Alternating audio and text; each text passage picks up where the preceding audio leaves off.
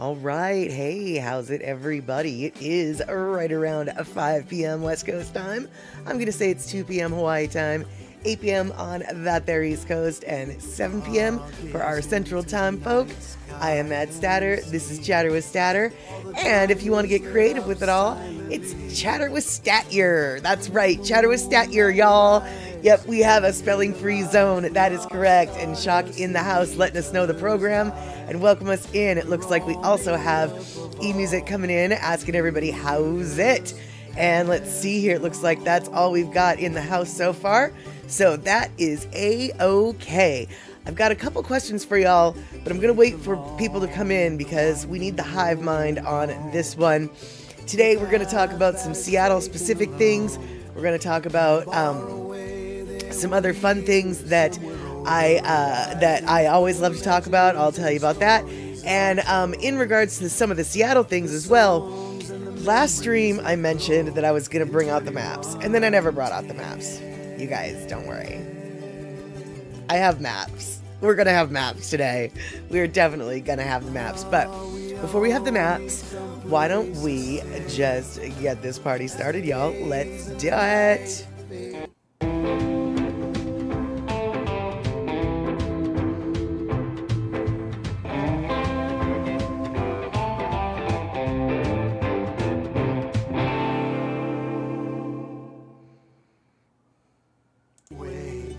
Okay, alrighty then. So, let's see here. What shall we talk about first? I don't really know. So let's see here. I hope that, here we go. We've got Puzzycat in the house. I was waiting for a couple more folks to wander on in there. Mr. Man, Puzzycat, saw Leo last night doing his thing, in and out real quick like a bunny. He's got his own life on the outside right now because it is prime outside cat time.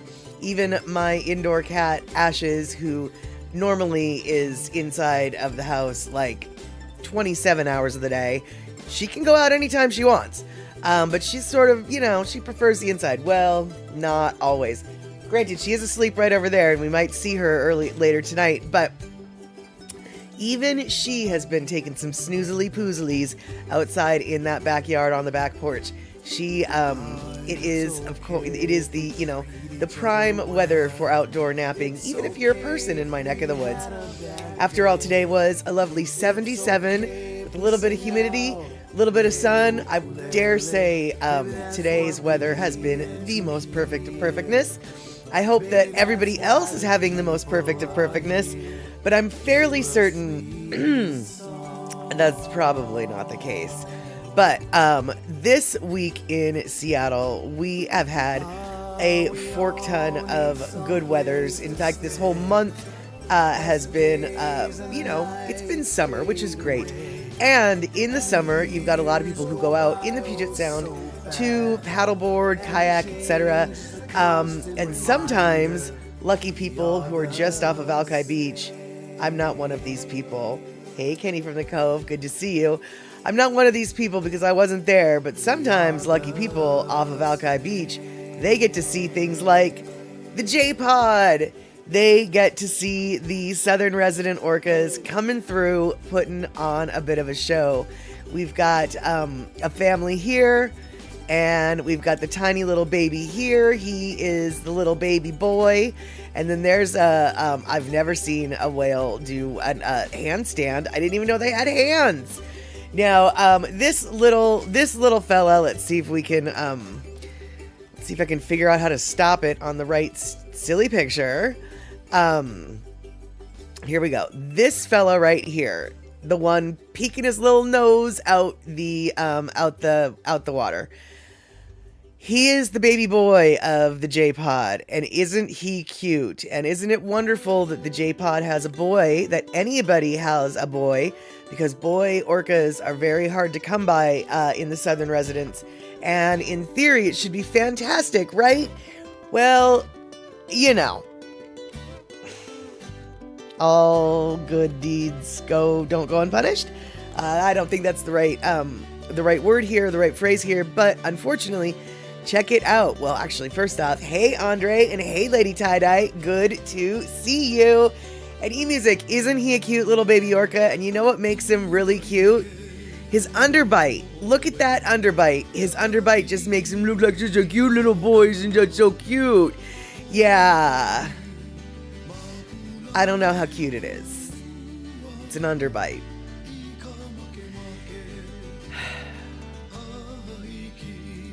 Are you picking up what I'm laying down here, y'all? He's a baby.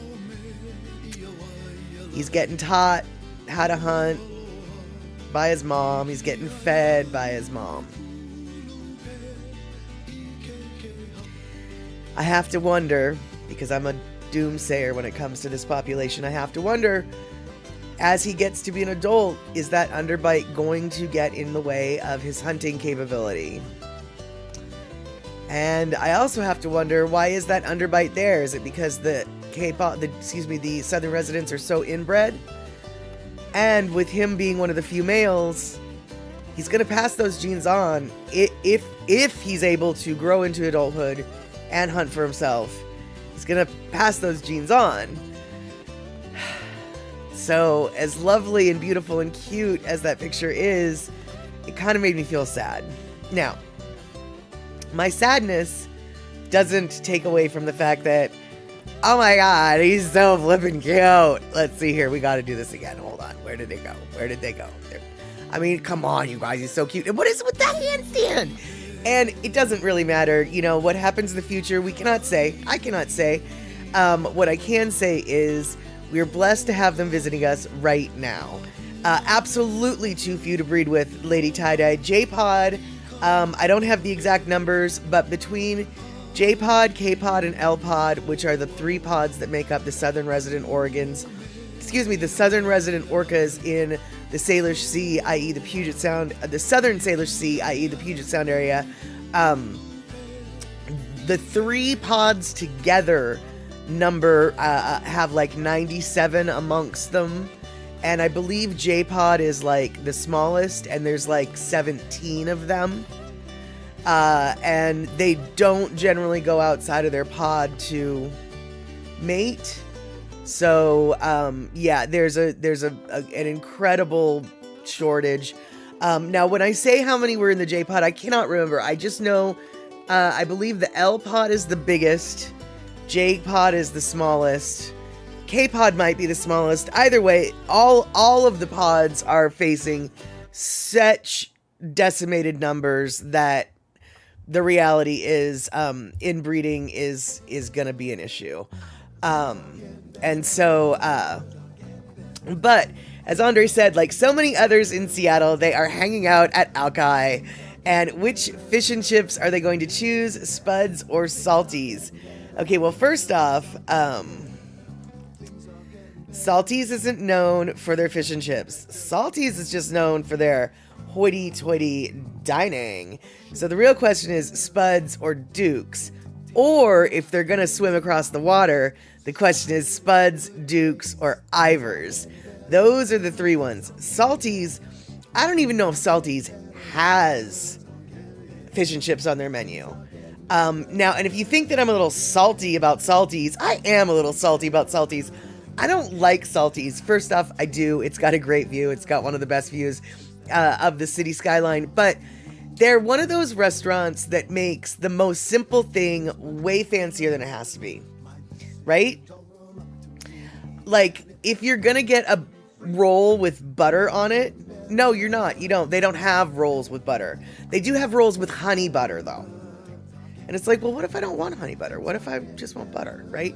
Or a hamburger. I just want a hamburger. Well, what would you like on your hamburger? I don't know, hamburger stuff. Lettuce, tomato, pickles, onions. Well, we've got an aged jicama slaw that has black sesame seed, aioli, and blah, blah, blah, blah, blah on top of the burger. Would that work instead? Yeah, I guess, you know, but whatever happened to some cheddar cheese, a slab of bacon, and some lettuce and tomato, right? Right. And let's see here. I can't even go, wait, what exactly is a toity and how does it become hoity? I don't really know. All I know is they're high mucka type of people who claim to love to go there. Ultimately, what it really is, it's a very expensive restaurant. And ultimately, in my opinion, their prestige has more to do with their location than their food. Not to say that their food is bad. I'm not impressed with it. It's not really, I don't know anybody who goes to Salty's because they're going for the food. They're going for the view, I guess is what I'm saying. Now, if you want to go to a restaurant in Seattle that is both known for its view and its food, there's a restaurant in Queen Anne called Kenlis. And Kenlis, I was always under the impression that Kenlis was a Michelin Star restaurant. But as it turns out, there are no Michelin Star restaurants in Seattle. As it turns out, Michelin Stars are only awarded in certain area, like Seattle. I guess what it is Seattle is outside of the Michelin Star territory. I didn't even know that Michelin Star had a territory. I just thought, I mean, what? I guess like there's not one single restaurant in Seattle that has a Michelin Star. From what I understand, I guess they're only in certain cities. So like New York, obviously, San Francisco, obviously, but Seattle does not have a Michelin Star. Or rather, Seattle is outside of the territory for that type of judgment. But Kenlis is a James Beard award-winning restaurant in Queen Anne. It's been there for 70 years, built in 1950, and owned by the same family the whole time. Super rich people go there, and people go there when they want a super fancy dinner. People go there for all sorts of reasons. But the funny thing about this restaurant is, even though super rich people go there, pretty much because you have to be super rich, you wouldn't know it from looking at them. Like, they'll come in their torn up jeans and flip-flops and grab a cold brew at the bar, because this is literally their corner bar, because they're so rich that their corner bar looks like this, whereas my corner bar, it doesn't. And so, hey, Terry in Scotland, it's so good to see you. We were talking about fish and chips in Seattle, and Andre's saying he's been to Ivers but have not been able to park at Alki from driving, but you pick Spuds one day if you park there. Good deal, Andre. And actually, another place you can get fish and chips on Alki is Sunfish. I'm not as big of a fan of the Sunfish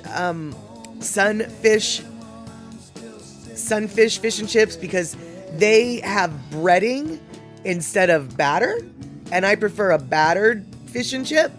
But if you do go to Sunfish, their halibut skewers are to die for. Sunfish, such a great place. And Panel, thank you so much for subscribing for 30 flipping months, dude. Oh my God. And let's see here. Terry in Scotland coming in with raid. Katie's Aura probably came in without the raid, I'm guessing. So hello, all y'all. And let's see here. Andre, yeah, Spuds for sure. Right. Spuds is my choice as well. Spuds, you guys, for those who just came in, is a fish and chip shop on Alki, and it is not a fancy pants restaurant. Fancy pants restaurant on Alki is called Salty's, but a fancy pants restaurant on Queen Anne is called Kenlis, and a very, very expensive restaurant, very, very high end, very, very good food. But they're also a very strange restaurant, in the sense that they are very community oriented despite their high end clientele. When COVID first hit, they actually were one of the first restaurants to figure out how to reopen, but they didn't reopen as a restaurant. They reopened as a food hub for people, like it was sort of more of a food kitchen. And it was a drive-through. It was all outside. You didn't go into the restaurant. They put their restaurant in their parking lot, basically. And they were one of the first establishments to figure out how to get food to people without having their doors technically open. And another weird thing about Kenlis is, this week they did this. Okay, first off, I want you guys to just Look at the fancy pants building right here. Look at how wonderful. Does this look like a classy joint or what? I'm telling ya, it's the classiest joint around. It really is, actually. But this is what they did last week.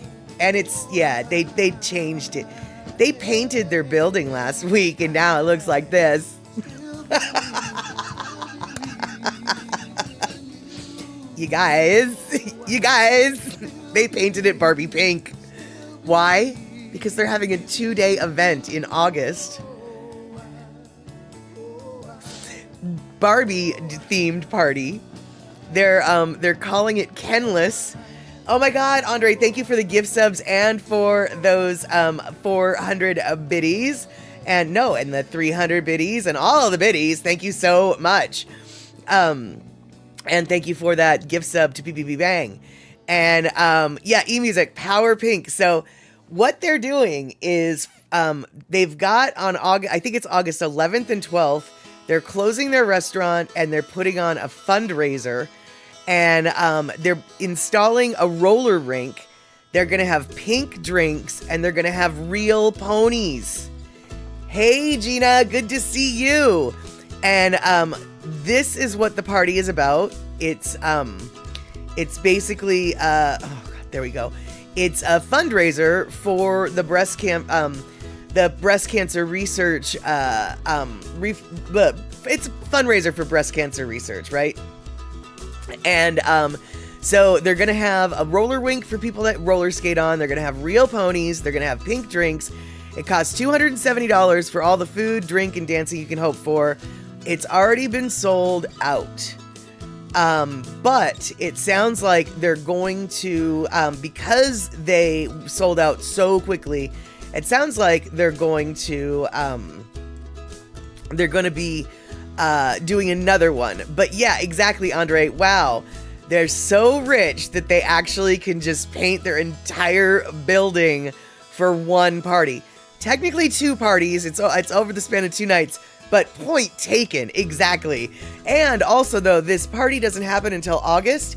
I don't know if you know this or not, but just so you know, we're only in July right now, fam. And so they're going to have this bright pink for the next couple months. And and I can only assume, my flippin' computer is really pissing me off. I can only assume that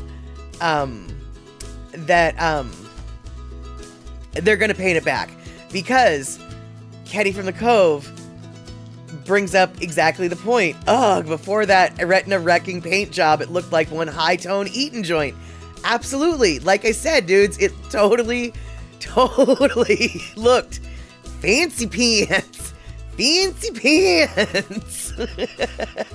And Mama Sean, honestly, I have never been to Kenlis, and part of the reason why I've never been to Kenlis is because I don't know how to park at Kenlis, and because they have such a flipping horrible parking situation. But it sounds like for the event, actually, I think these days they have valet almost all the time, I think. But for the event, it sounds like they're going to have valet parking, and so I don't know. I don't know what they're going to do with the cars, but I can only assume that they've got some kind of overflow parking. Because my question is, where are they going to put the roller rink? Where are they going to put the ponies? You know, I can only assume, like, even if they manage to put the roller rink in the restaurant, let's just say, the ponies are going to have to be outside. And I can only assume they're going to put the ponies where the parking usually was. So yeah, I don't have any idea about how the logistics are going to go with this one. But I thought it was so flippin' hysterical that the highest end restaurant in town turned into this. And it looks like a Pepto-Bismol dispensary, exactly. And Mama Sean mentioned, now for you guys who don't know, there is a company in Seattle, a tow truck company, and it's called the Tow Truck Company because their trucks are toes, like on your feet. and the trucks are painted pink. And so it is totally the color of the tow truck company, without a doubt. And let's see here. It looks like DJ Smoot coming in. Aloha kako, y'all. Good to see you. And we're on a level 3 hype train. Holy flippin' flurp. And who's going to repaint it? I have no idea. And Andre, it does look like a 1950s hotel. You nailed it. And let's see here. They should do the theme until early September, Labor Day. eMusic, you know what? I wouldn't be surprised if they do, because September is such a great month for the city, or for the Puget Sound area, weather-wise. So having any kind of party that might have to be somewhat outdoors, you're totally safe into, well, famous last words, I'm sure, but usually you're really safe in September. There are occasional years where September is a little rainy, but those are few and far between.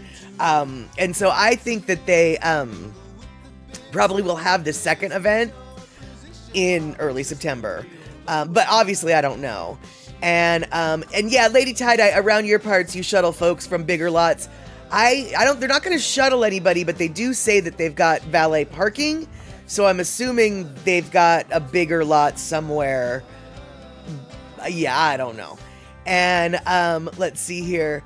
Lady Tie-Dye. So what happens at your okay, so Lady Tie-Dye, I just scrolled up and saw this. Hey, shake things up for a good cause. Exactly. Wait till you see my car after my August party. Speaking of paint, I'll be sure to send a picture of it to Mad Statter. Oh, Lady Tie-Dye, I can only assume that your car just might end up looking like it was tie-dyed. And if I remember correctly, your car is basically white or beige, but it's not like a dark green like my car is. And so your car is going to be a masterful masterpiece come August after your party. I definitely want to see that. That will be super cool to see. And let's see here. Barbie has a lot to answer for. Well, Terry, I don't know if you were here, but the party is actually a fundraiser for breast cancer research facility, the Susan J. Komen breast cancer. Yep, there we go. It's a fundraiser for the cancer research and patient care at the Fred Hutchinson Cancer Center and the Susan G. Komen Foundation. That was really hard for me to say out loud.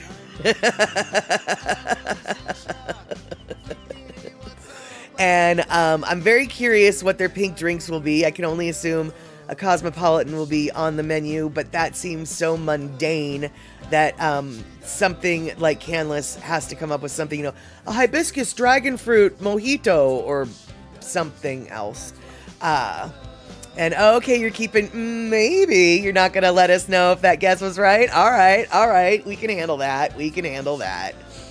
Let's see here. Okay, so now that we've got some people in the house, I had a question that I wanted to ask you guys. And I know that Pussycat, duh. A pink lady. Exactly, a pink lady. Pink champagne. Of course, now, Pussycat, I know that you used to be a bartender. What is in a pink lady? For some reason, I have it in my head that a pink lady has dairy in it, has milk in it. But I also know that I don't know what I'm talking about. So, remind us what a pink lady is. And, let's see here. Oh, right on your favorite Lono song is going on right now. Well, I don't know what that song is. Let's see here.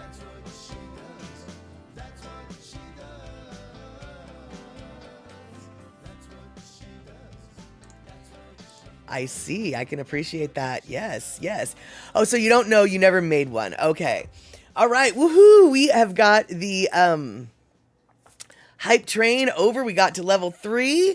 And thank you guys so much for all of that.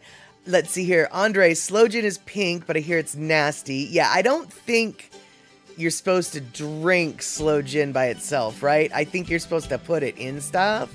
But yeah, I don't know. And Kenny, no. I refuse to believe there will be a Pepto-Bismol martini. I mean, that doesn't mean there won't be, but I refuse to believe it. And let's see here. Sex on the Beach. Sex on the Beach is the second most pink cocktail. Interesting. I never Sex on the Beach, huh? I never think of that as a pink drink. Cause isn't Sex on the I'm getting Sex on the Beach confused with the Fuzzy Navel. Never mind. Okay, and Pussycat, you think it's vodka and cherry juice. I definitely don't think it's that. Because when I read what it was back in the day, I was like, ooh, I don't think I'd like that. Oh, gin, grenadine, egg white. And that, there we go.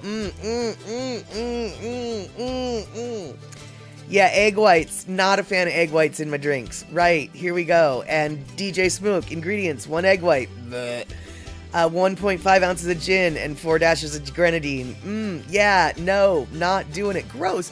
Why don't you just drink your gin straight? Or why? Oh,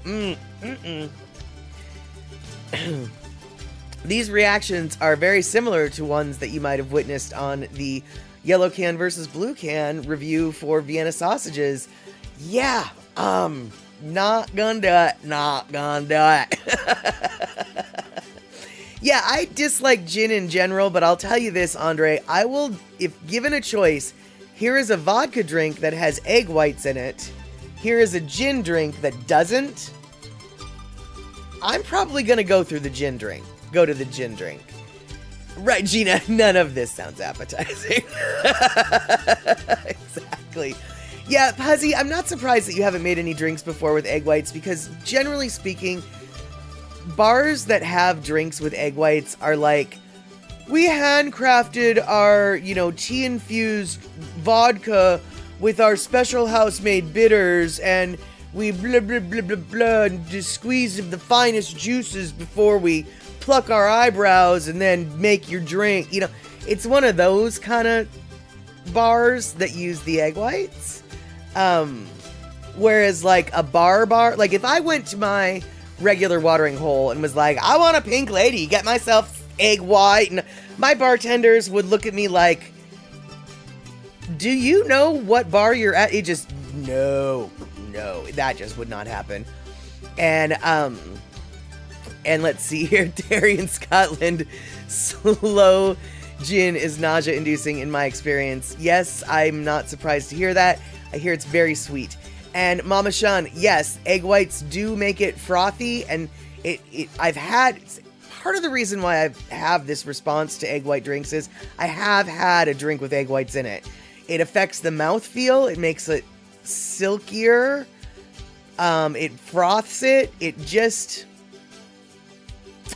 it's not my bag. But it absolutely does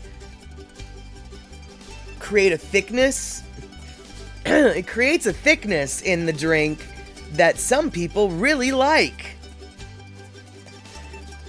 Others not so much. Gina, exactly. A bar where bartenders are called mixologists. That is precisely it. You've had Guinness with a raw egg in it once? Once? Yeah. And Pussycat, your grandfather put egg in his beer. Gross, but not really surprised. People from back in the day, and maybe even people today, really don't mind that raw egg thing. And I think we're going to have to stop talking about this because I'm about ready to, yeah, let's not. Okay, so let's see here. Lady Tie-Dye, your son is a hoity-toity bartender in a hoity-toity restaurant in Honolulu. He's used gold flakes. Yes, he's used all kinds of bizarre things, and you will have to ask him if he's done the egg whites. I would bet you 14 cents that he has done the egg whites. I'm not a betting person, so, but I'll bet you 14 pennies that he has done the egg whites. Yep. And Pinnell, your brother once made fancy eggnog. He was a bartender for a bit. There you go. Andre, Shirley Temple is pink. Is it? Yeah, Shirley Temple is pink. A passion fruit mule is a nice looking pink cocktail. Oh, and that sounds quite tasty, actually. And that sounds like something that might be at the Barbie party, right? Because passion fruit is because mules are a popular drink and passion fruit is a common yet uncommon ingredient, you know, just fancy enough. But, you know, I'm very curious, like I said, what the pink drinks will be. And let's see here. So all right, so I meant to ask you guys this, and I got distracted, I think, when Terry and Scott, I don't know, I got distracted. But, okay, you guys, a lot of you have been here for a while. And I mean a while in the sense, like, for years, coming back, watching these shows. Did we ever do a stream on headstones? And I ask this, I feel like we've probably talked about cemeteries. And we might have done something on headstones. I honestly don't remember. But the reason why I ask is I got a, okay, first off, gross, Andre, a rhubarb and custard cocktail? No. Nah. And no, I drove through a graveyard on a holo. Okay, maybe that's what it is. Anyway, the reason why I ask is I got this email at my Mad Statter account from someone who was like, hey, I saw on your podcast, I don't consider this a podcast, but that's what I saw on your podcast that you did a podcast about headstones.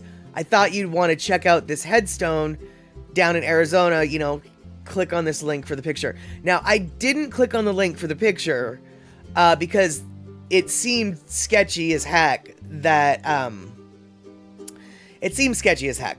But at the same time, I was just like, huh, doing a show about gravestones. Oh, I did do one. I did do one, actually, and it was recipes. It was recipes on headstones. I think, actually, we did, you know what? Okay, so, no, I did do a stream. We did do a stream, you guys, about headstones. And I know, okay, I remember it now. And I know that at least one of the headstones I featured had a recipe on it. And I actually think that the recipes that I think that all the pictures of headstones that I featured were recipe headstones. So, okay, so you guys, even though none of you remember it, just like I couldn't, I think you got, okay, I think this person might not be, well, okay, first off, okay, so Kenny, you do remember the headstone recipe stream. Okay, cool. So it was a headstone themed thing. Huh, I wonder if the headstone in Arizona that this person sent me a link to has a recipe on it. I'm very curious as to whether or not this person is a total scammer or if they really did see my the headstone recipe stream or not, and if that link really is true. But all right, okay, well, that solved that mystery, because I was expecting you guys to just be like, heck no, that's a scammer, y'all, don't press that link, which frankly I'm still not really gonna press that link. But I might. I don't know what I'm gonna do. I'm very curious though.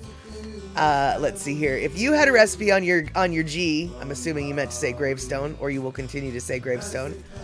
It would probably be for your yummy pies, or maybe your mom's meatloaf.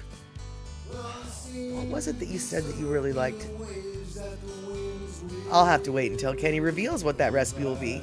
I mean, not the recipe itself, just the dish that it will be for. Unless you want to share that recipe there, Kenny. But usually these recipes are shared only over my dead body. So. Alright, so. Let's see here. What have we got here? Oh, here's what we've got. So, we've got a couple more pictures from Seattle. All these pictures from Seattle are thanks to Andre on his visit. And I don't know where this picture was taken exactly. I mean, I know it was near where it was taken, I guess. But this sign makes me giggle.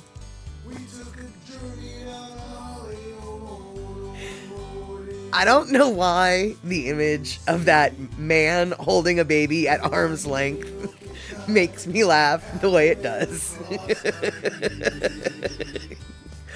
But I feel like this simple drawing tells a real story. Oh my god, oh my god, oh my god. We've got to change this thing. Oh my god, oh my god, oh my god.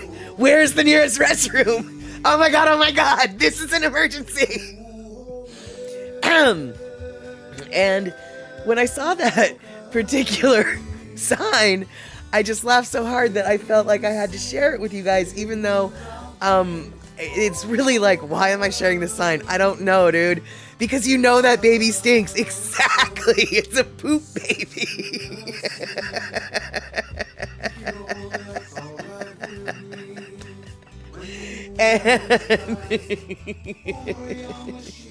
And let's see here, Andre, all the signs in Seattle in museums are kind of silly. The Aviation Museum had a prayer room and a breastfeeding room.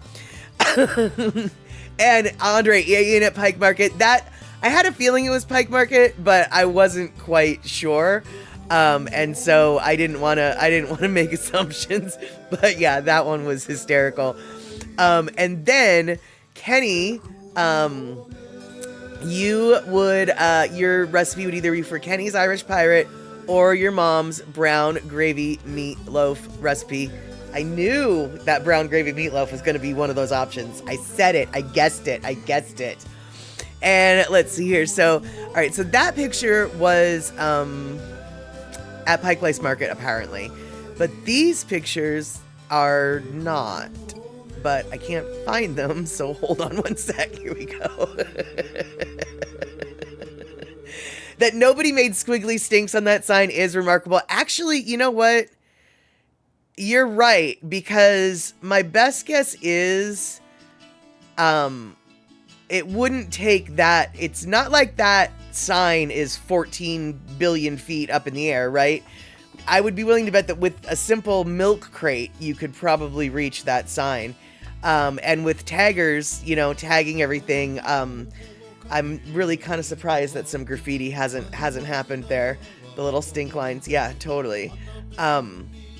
All right, so this is Pike Place Market, which admittedly is pretty old Seattle. But these pictures are near the Pioneer Square area. This is Chief Sealth, and this is the federal office building in Seattle, and this is in Pioneer Square. That's right, the State Hotel. And these are all the fancy pants, cool looking buildings in the Pioneer Square, old Seattle area. And let's see here, Andre, it's kind of high in its sight of everybody, lots of security around that place. True. And I don't know if you've actually ever been, Andre, to the restrooms in Pike Place Market, but yeah, don't. There's basically no doors. I mean, there's kind of doors, but not really. They're like half doors because people OD in there a lot and they need to like see it. And so, yeah, don't, if you really, unfortunately, Seattle has a lack of public restrooms. Absolutely. Some of the only public restrooms in Seattle are at the Pike Place Market, and I can guarantee you don't want to go in them. Ever. At all. No. Just, no. Don't. Just, don't. And, let's see here. All right. So this is old Seattle, and okay, so 23 years ago, you were a volunteer at your local library branch, and the staff break room had stalls to rest with beds and curtains. Oh, that's nice. And let's see here, Andre being smart. No, I've not been to the restrooms at Pike Place Market. I wait to go to the Ferry Building. The Ferry Building is a little bit more acceptable, and then the other ones, which are pretty acceptable, are the restrooms at the Seattle Center House. So if you are in the area of the Space Needle, there's a retail food court place called the Center House, and the bathrooms are in the basement, and those are relatively safe. And by all means, they're public restrooms, so relatively is always the key phrase there. But Andre, I have to tell you something, and I'm not trying to be pedantic, but you're going to want to know this. It's Pike Place. Pike Place. The first way that anybody will be able to tell that you're not a local is if you say Pike's Market, Pike's Place Market. I know that Pike's Peak is a thing and that's what everyone goes to, but it's Pike. There's no S. Pike Place Market, because it's on Pike Street. So Pike, no S. Just remember that. And I'm not just talking to Andre here. I'm giving you a pro tip to Seattle right here. If you want to sound like a local, Pike, Rainier, Puyallup, Squim. These are all words we use with regularity, and that's how it works. And Andre, dyslexia or not, quite honestly, everyone calls it Pikes, which is what gets locals, because it's just like, it's not that. So perhaps it was dyslexia, absolutely, but even people who aren't say it, so it's the way outsiders say it.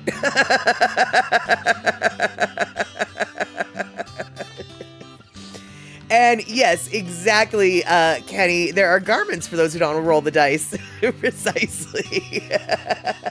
And Andre, yes, those native names are kind of hard, but at the same time, though, they're not very hard when you grow up with them. And for someone like me, when I go to the East Coast and I look at their native names, it's just like, what? I can't even. And now that the native folks are starting to use their native alphabets with letters and symbols that I don't even know, it's turning into even more of a nightmare.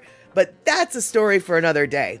Right now, it's 5:45, which means, as Pussycat said, hook us up with some Lono. And so I can do that. But before we hook up with Lono, I'm going to show you a little picture. That's right, picture. This here picture is a rainbow that was taken over Kihei, Maui. And if you know anything about Lono, you know that he used to live in Kihei for a long, long time. In fact, he was a lifeguard on some of the beaches at Kihei. And the very song that we are going to be listening to is called This Night Rainbow. And this particular rainbow right here is actually a moonbow.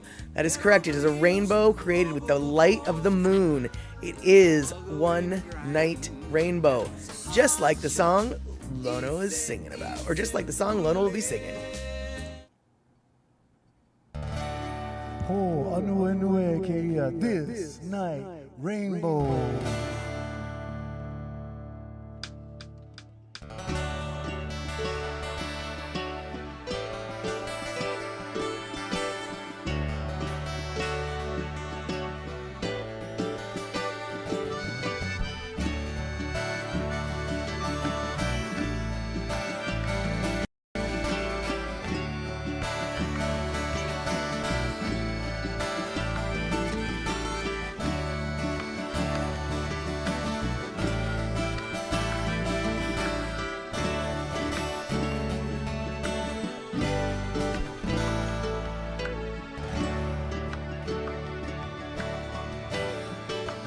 Ai ai kalani ike ia po mai kai kapi o ke alu e. This is the first time that I've seen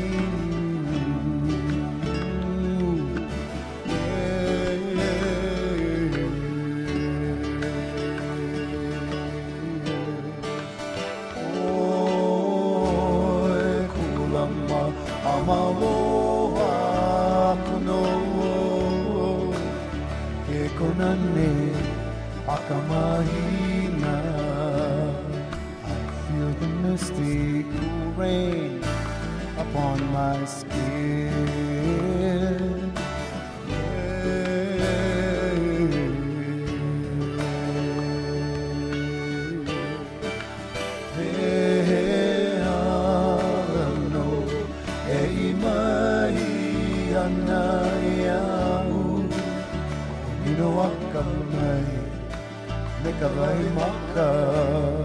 And dreams become real, for you are near.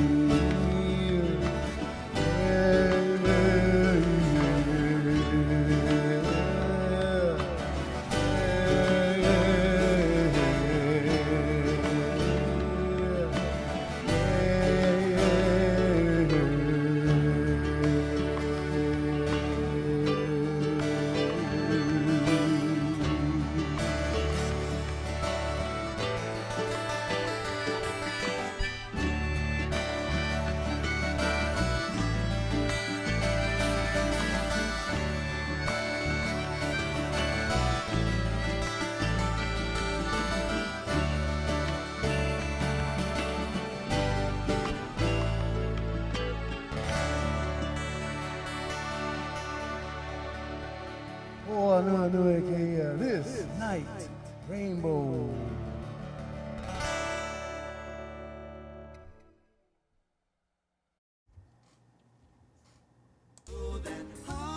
All right, there we go. So, all y'all are listing names of towns, and I moved something. I took my backdrop off. Oops, hold on. Oh no, my set, it disappeared. Let's see here. Oops. So, oops. Are you watching this? Are you watching this? Are you watching this? Are you watching this? Are you watching this? Are you watching this? Are you watching this? Are you watching this? Are you watching this? Okay, I fixed it.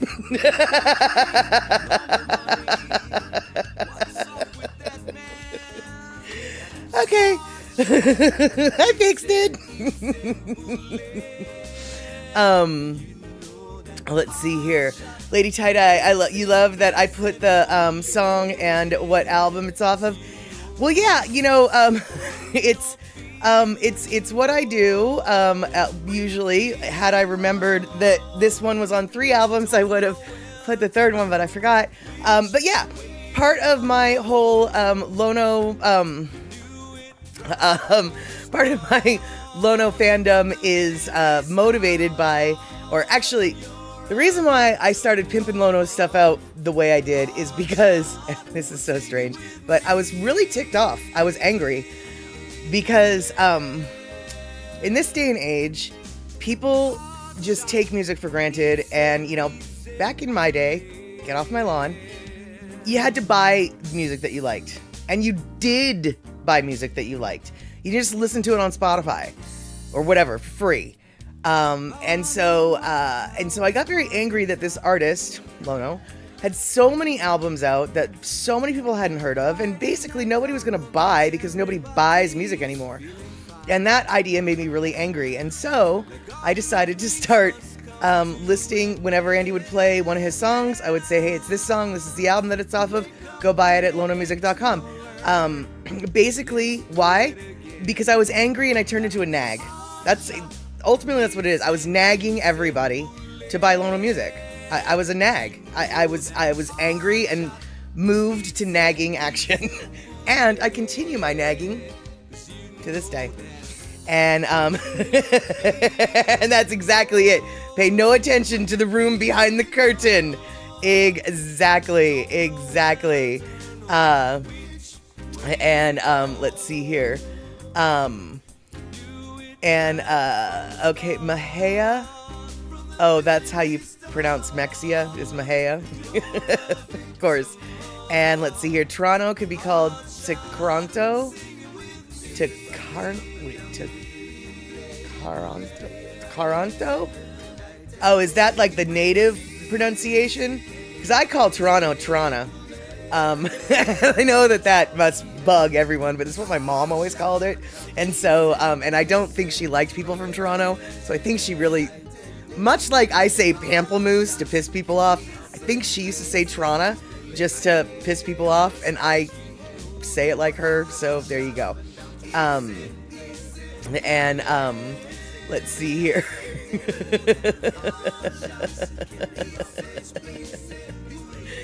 Drakeonto. Oh no, I don't know. I don't think it's named after Drake. And yeah, indigenous name. That totally makes sense. Totally makes sense. It looked like an indigenous spelling. No, let me rephrase that. It looked like a anglicized version of an indigenous pronunciation, original indigenous pronunciation of the word. Because I'm sure the indigenous alphabet spells it completely different than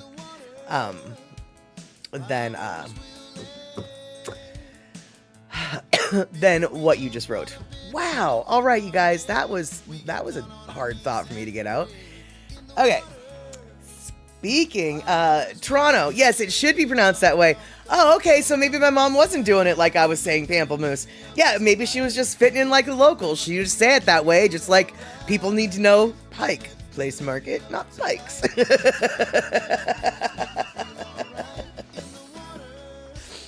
And let's see here. I don't remember if it was Toronto or not. What's that other? Montreal. That's the other one. Okay. You guys, I've never witnessed a Toronto roller derby team, but I have witnessed a Montreal roller derby team, and they're called the New Skids on the Block. And why am I suddenly talking about roller derby? Because I needed a segue for roller derby, and this was awkward and didn't work out, but that's okay. We're going to talk about roller derby for a minute, okay? Okay? We're going to talk about roller derby because we haven't talked about roller derby in a little while, and some people might want a refresher course on how to play roller derby, might want to learn how to play roller derby, but want to be reminded on how to play roller derby. So, I found this particular video that I wanted to share with you guys, and you know what? We might have already seen this video here before, but we're going to watch it again. That's right, we are. And then, if you guys have any questions about roller derby, we can talk about roller derby. And if you don't have any questions about roller derby, then I have another video for you and a couple other pictures, and we'll have something else to talk about. But right now, we're going to learn how to play roller derby. Hey, C Honda, good to see you.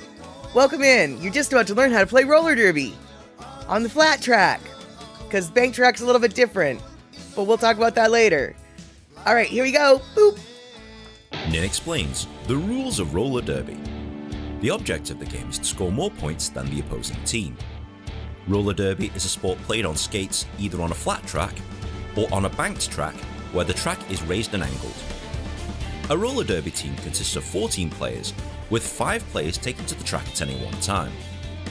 Look closely and you'll notice a group of each players pushed together. Both teams will field 4 blockers, and this is collectively known as the pack.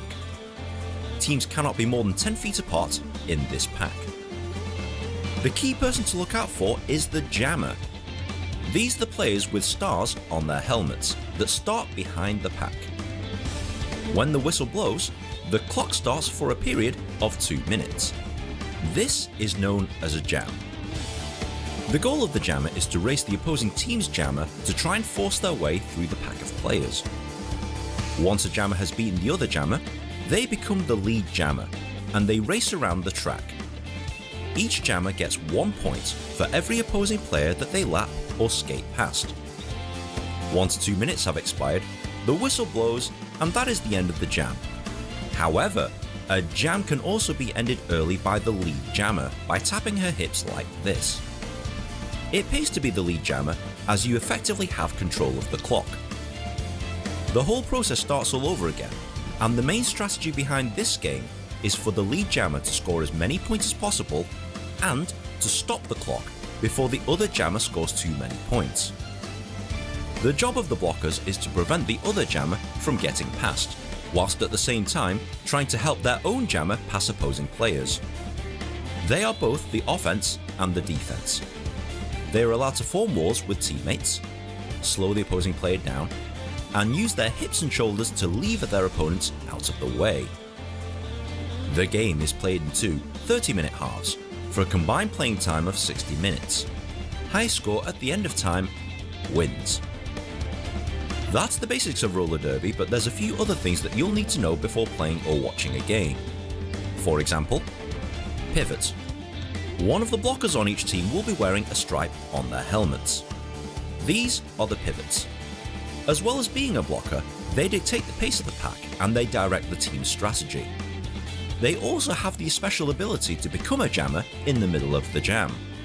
This is done by taking the star from the jammer. Out of bounds.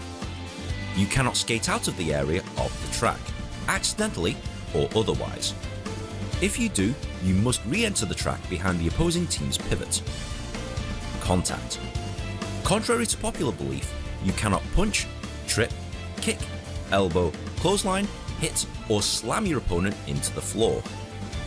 Officially, players are allowed to make frontal and side body contact above the knees, but sometimes players don't comply.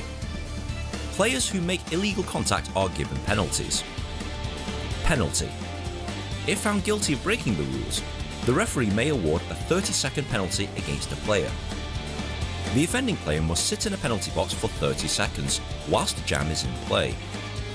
If a skater accrues 7 penalties, they are immediately disqualified from the game. Power jam. If a jammer is hit with a 30-second penalty, the opposing jammer has 30 seconds to score as many points as she can, knowing that the other team cannot score. This is known as a power jam and can be a real advantage to a team. If you found this video at all helpful, please be sure to like, share and subscribe. It takes me ages to make one of these things, and good karma is very much appreciated. If you're also on Reddit, you can post this video and discuss it there, but in the meantime, enjoy roller derby.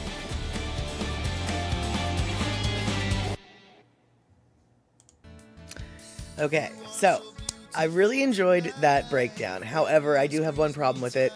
And only one problem with it is he got something a little bit confused. The rule, when you get pushed out of bounds by another skater, you don't have to enter behind the pivot. You have to enter behind whoever it is that pushed you out. Now, if the pivot pushed you out, then yeah, you need to enter behind the pivot. But if it was another skater, you just need to enter behind the pack so you don't enter the track so you gain any kind of advantage. You have to basically, if they pushed you out of bounds because you couldn't get through them, you have to go in behind them and try to get past them again.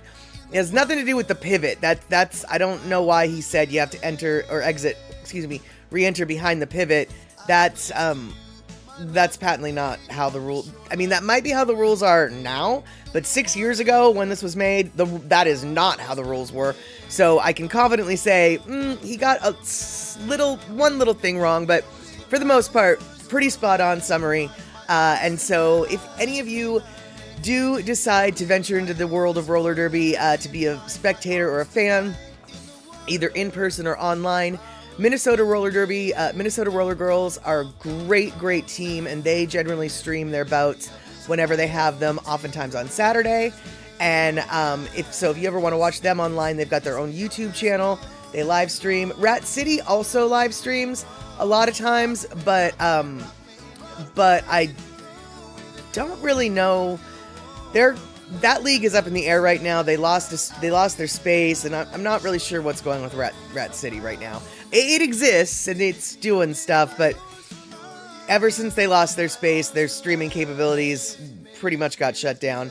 But they stream when they can. They try. They have a whole tech team for it, and so let's see here. Cindy Krause, you can hardly balance on your feet, but on wheels. I know, right? Exactly. The idea of a full contact sport on wheels is a little bit mind-boggling, but people do it, they can do it, they do it well, and it is amazing and awesome to watch. And let's see here. Cola T, for those of you interested in sportball, Paris is transformed by scaffolding, barricades, fencing, police motorcades, and such in preparation for the Olympic Games. I have no doubt in my mind that is the case. Hey, Kentiki, good to see you. Roller derby. That is one bad whammer jammer. That is exactly it. And you have to be one bad whammer jammer in order to make some points, because you got to wham your way through as the jammer. And the jammer, for those of you who are maybe not quite with it yet, they're the ones with the star on their head. They're the ones with the star. And they're the only ones that can score the points. And Pocola T, I can only assume that Paris is totally built up. Just yesterday, I was reading an article about the place in Tahiti where the Olympics is setting up for the surfing competition. And I can't remember the exact city it is in Tahiti, and I use the term city very loosely. But what normally is an empty expanse of white, beautiful beaches has turned into a literal town of tents and booths and electronics and cameras and safety gear and this, that, and the other thing. It looks like a city has taken over the beach of wherever this place is in Tahiti. But I cannot wait to see the surfing competition that's taking place. And I am so thankful that they decided to do something with the surf competition that's a little bit, I guess, out of the box, but at the same time way logical. if I remember correctly, and all y'all definitely correct me if I'm wrong, but wasn't the first surfing competition in the Olympics at the Japanese Summer Olympics? And didn't they do the surfing in Japan? And wasn't the surf ridiculously flat and awful and stupid and really not good for surf competitions? Because I vaguely remember that, and if my memory is correct, then I'm really glad they decided to do this in Tahiti rather than, say, somewhere closer to Paris. And Pinnell, you couldn't pay me enough to swim in the sand. Yeah, exactly.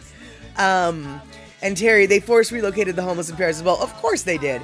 In fact, actually, I wouldn't be surprised if it was the homeless newspapers and underground circuits that had all of the nefarious things listed that the cops did to clear the streets. I remember about 25 years ago when the WTO came to the city of Seattle, the only media publication that was even talking about the preparations that were going on was the city's homeless paper, Real Change.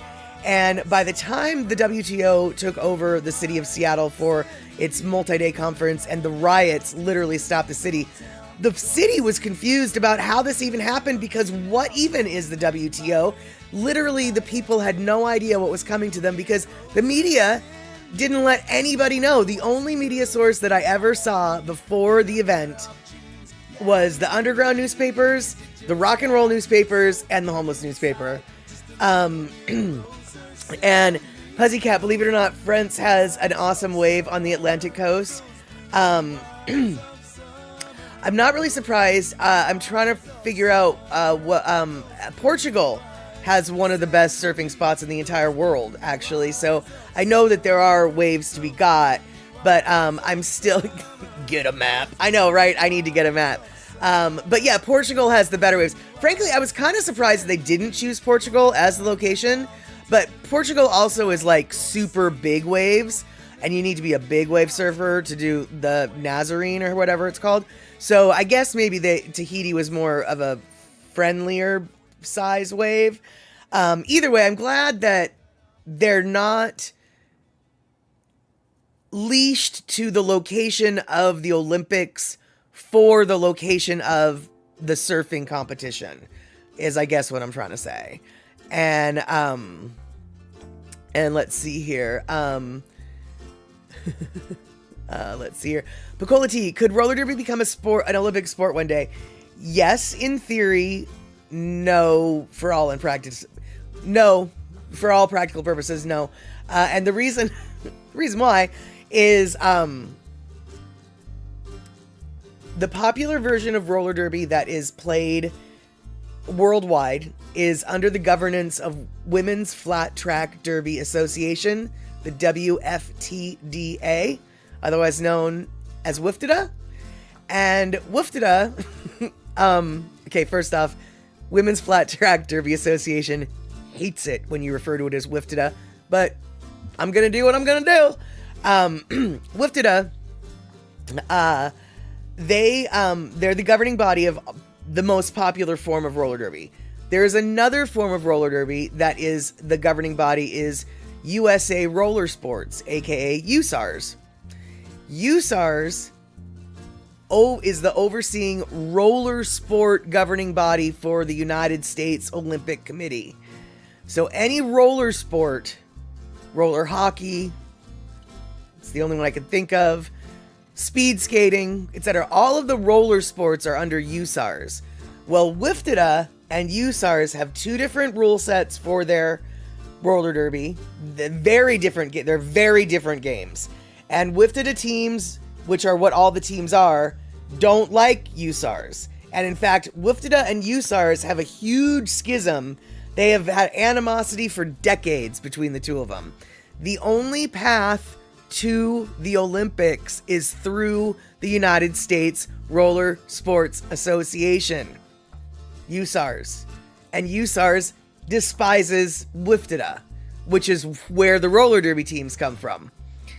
The likelihood, the political bridging that would have to take place before it would even be considered, And then it needs to be considered. It's like, we looked into this a long time ago. We tried to do this as a roller derby community, and it takes like it's a 24-year process to get into the Olympics. And so, you know, there'll be roller derby in the Olympics over my dead body. And I don't mean that as any kind of threat. I literally mean that as, well, in the timeline that it's gonna take, I'll be dead.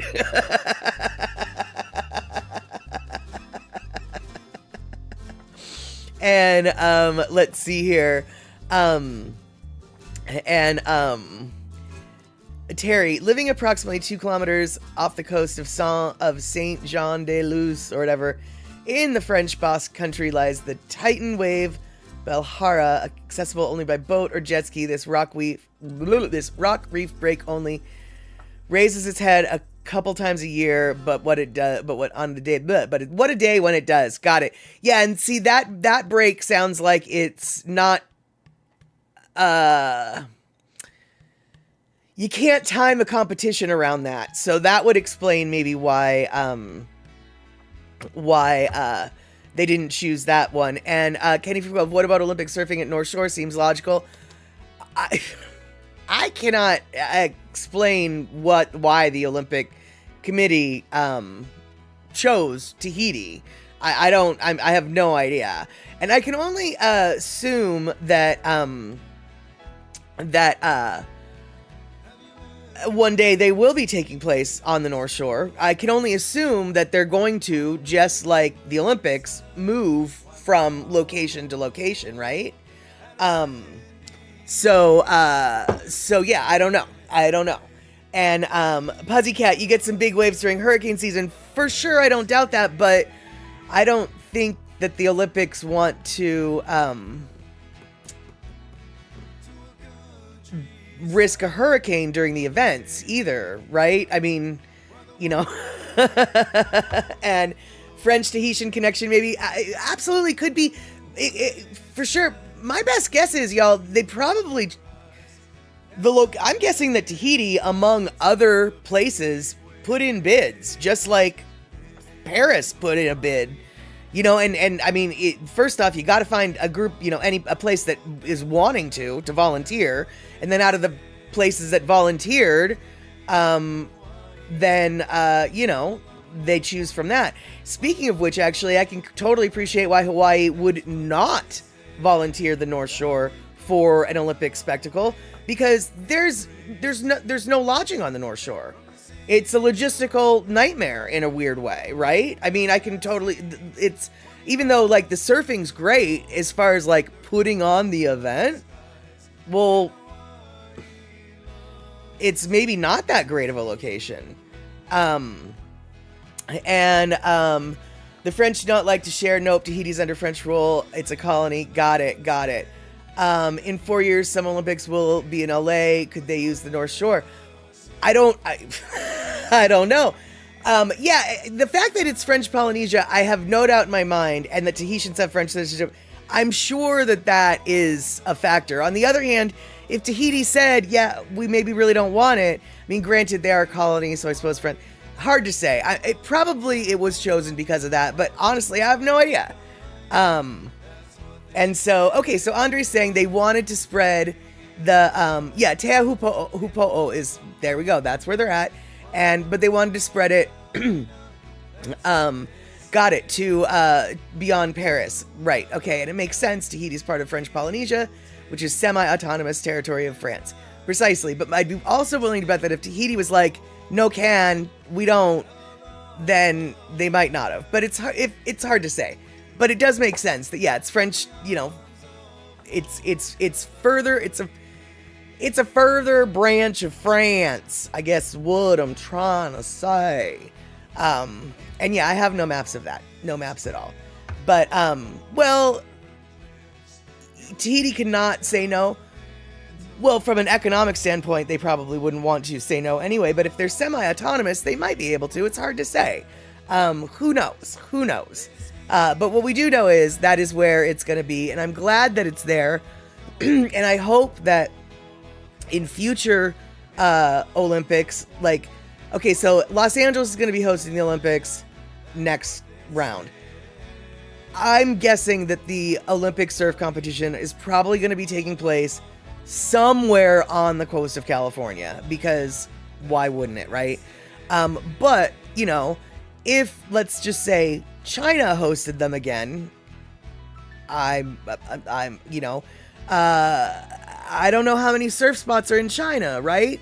So they might have to go, you know, to the Philippines or something. Yeah, that was a bad joke. Anyway, so, yeah, exactly, Terry. That's what I'm saying. Because it is semi-autonomous, they could have a little bit of say. On the other hand, as you just wrote, France's influence is limited to subsidies, education, and security. Right, and that's where the rub, though, is. It's like, sure, let's just say Tahiti was like, no can, France, we don't feel like it. France is just like, yeah, well, you know, that subsidy for your, you know, corn growing business, I don't know. We're gonna cut that subsidy. You know, there's ways to grease the wheels by not, you know, taking away one, you know, in order to get them to do the other type of thing. And so, let's see here. Pecola T, you walked by a stadium-sized outdoor venue built up in the middle of the city for judo. What? Any temporary venue totally changes landscape and burdens infrastructure. Absolutely, absolutely. And let's see here. Well, yeah, that was 70 years ago, though, Andre. I'd be willing to bet that the government of Tahiti is a little bit more in the... I mean, yeah, that was 70 years ago. And let's see here. Right, see, okay, perfect example. Pinell is perfect example. If it was in Toronto, it would have to be windsurfing on Lake Ontario. Exactly. If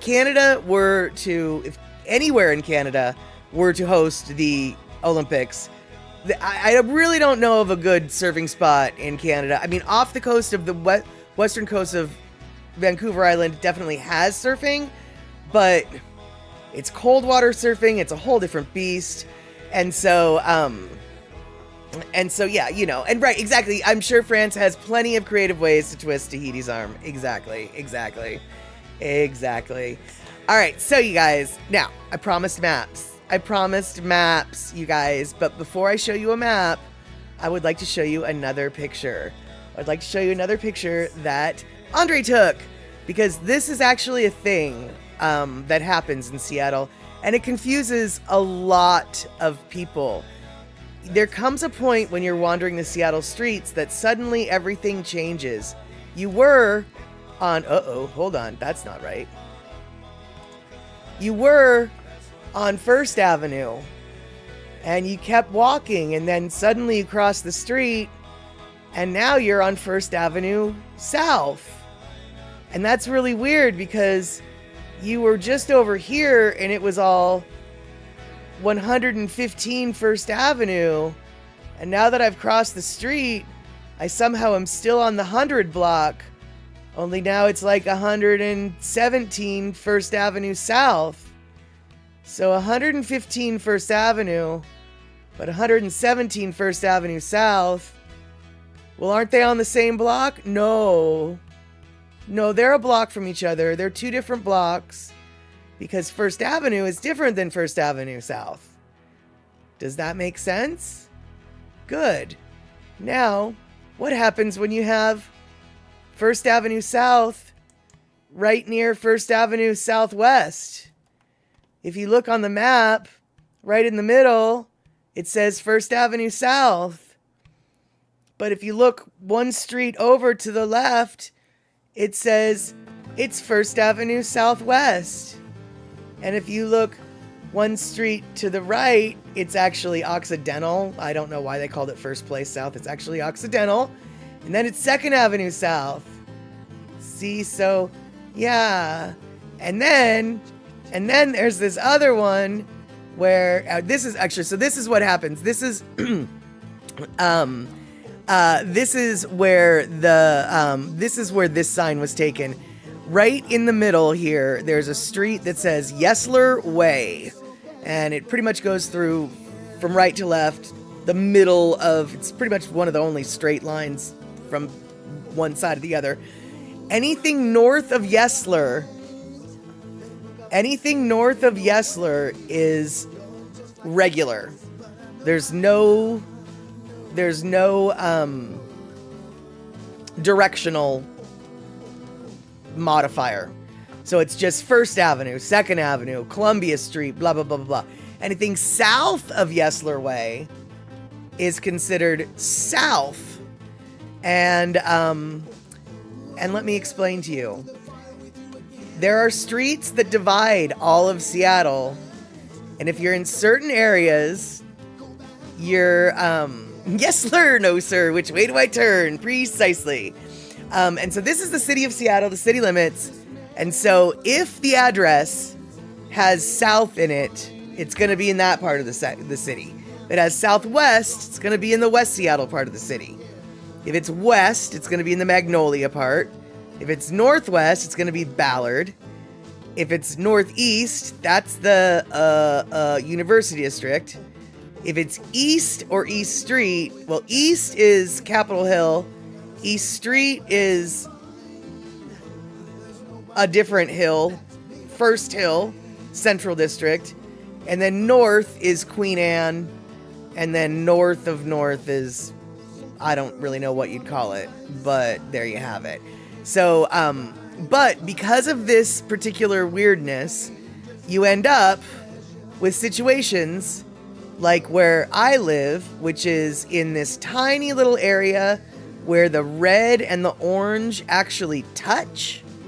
Because where these spaces are in between, those are waterways, but where red and orange touch, that's where you end up, that's where you end up with 1st Avenue South next to 2nd Avenue South, 3rd Avenue South, 4th Avenue South. That goes to the east. But to the west, now we're on Southwest. Yeah. And it causes people to be very confused. I have people knocking on my door, looking for an address, only to realize they're on the wrong side of 1st Avenue, and I am on Southwest, whereas the address you're looking, I am on South, whereas the address you're looking for is Southwest. And I would love to say that it's fun to make fun of people who get confused, and it's easy to tell that they're new around here when they don't understand it and they get confused. Problem is, I've lived here for over 20 years, and sometimes I still get confused. And immediately when it happens, I realize, oh, I know where I should be. I'm not here. But yeah. And the funny thing is, right, exactly, in Mama Sean, 45th Northeast and Northeast 45th cross. And, so yeah, you can, yeah, yeah. So if you're not familiar with that part of the neighborhood, even people like me, because that's not my usual stomping grounds, the east, northeast, the east and northeast,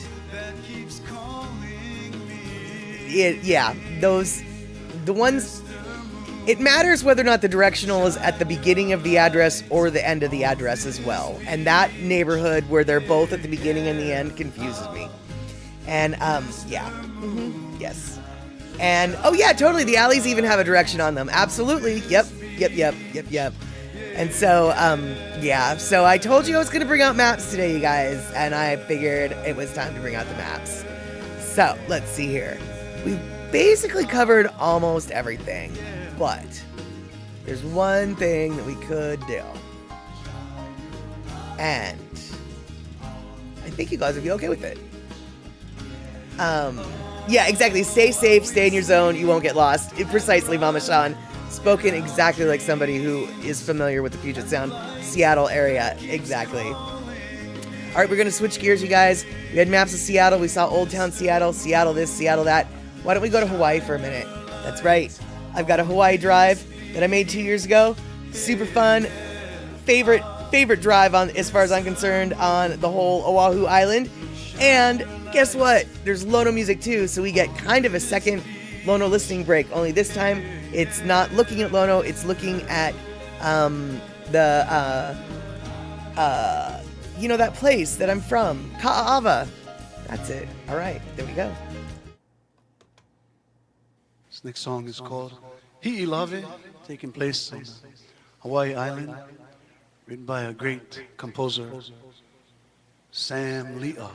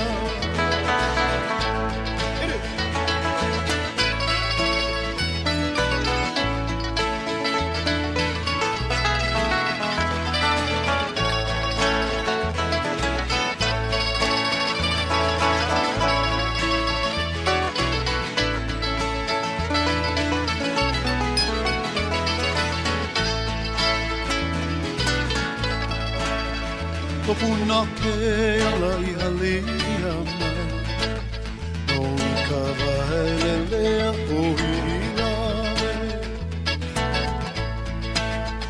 No puna ke ala I halia mai No I ka wahelelea o hilawe